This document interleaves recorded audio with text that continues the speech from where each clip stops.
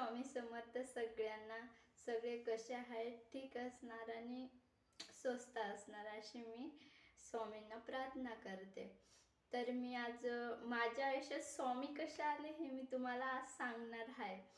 तर मग एके दिवशी ना मी बाजारात गेली होती आणि बाजारात जाताना दोन माझे मुलं आणि मी एकटेच होतो. बाजारात जात होतो.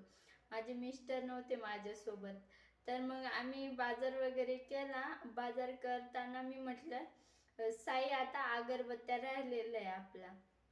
तर मग अगरबत्त्या आणायला गेलो. अगरबत्त्या आणल्या. अगरबत्त्या आणायला गेलो आणि तिथं अगरबत्त्या घेत उभं राहिलो आणि अचानक काय घडलं माहिती आहे का? गाय आली आणि माझी भाजी तिने गायने खाल्ली. तर मग एक आजी बोलाली मला, चांगला दिवस आहे म्हणे, खाऊ दे तिला म्हणे. मग मी म्हटलं जाऊ द्या, नाही काही 10 रुपयाची. तर मग असंच थोडी थांबली मी. त्याच्यानंतर ते काका पण बोलले, तुझा आज दिवस चांगला आहे म्हणे, तू खाऊ दे तिला म्हणे, 10 रुपयाची काय एवढी गोष्ट म्हणे. तर मला एकच सांगायचं होतं, 10 रुपयाची काय एवढी गोष्ट? 10 रुपये माझ्यासाठी खूप काय आहेत. कारण की आम्ही गरीब घराण्यातले आहेत, त्याच्यामुळे आम्हाला 10 रुपयाची किंमत खूप आहे. पण ज्या दिवशी गायने माझी भाजी खाल्ली ना, त्या दिवशी मला काहीच वाटलं नव्हतं. म्हणजे काहीच वाटलं नाही. तर मग अगरबत्ती घेतली आणि ती गाई भाजी खाते आणि माझ्या स्वामींच्या फोटोकडे लक्ष गेला.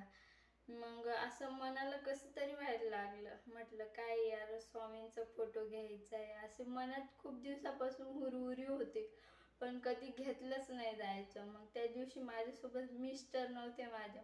मग तो फोटो आम्हाला 30 रुपयाला भेटला, फक्त 30 रुपयामध्ये. तर मग मी तो फोटो घेतला, अगरबत्ती घेतल्या आणि निघाली. मग मला एक बायको काय बोलली, एवढी निबर भाजी कधी घेता का म्हणे. तर मग 2 जणांनी चांगले पण कमेंट केल्या आणि 1 जणांनी वाईट पण सांगितलं. तर स्वामी माझ्या आयुष्यात असंच म्हणजे आम्हाला इतके संकट चालू असताना स्वामींनी माझ्या आयुष्यात प्रवेश केला.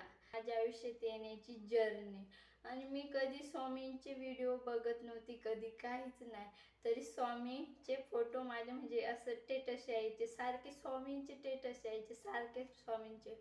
दिवसेंदिवस ते वाढत गेले. स्वामी माझ्या घरात आला. मग मला खूप आनंद वाटला.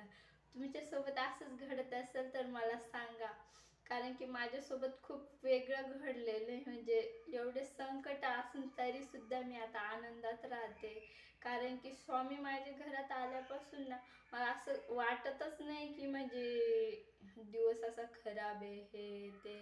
नाही तर अचानक माझं हे दुखतं ते चालूच राहायचं, काय ना काय प्रॉब्लेम पण मग आज स्वामी आल्यापासून कंटिन्यू माझे काम वगैरे आवरते, मग बसते, निवांत आहे मी आता. मला काहीच टेन्शन नाही. अशी माझी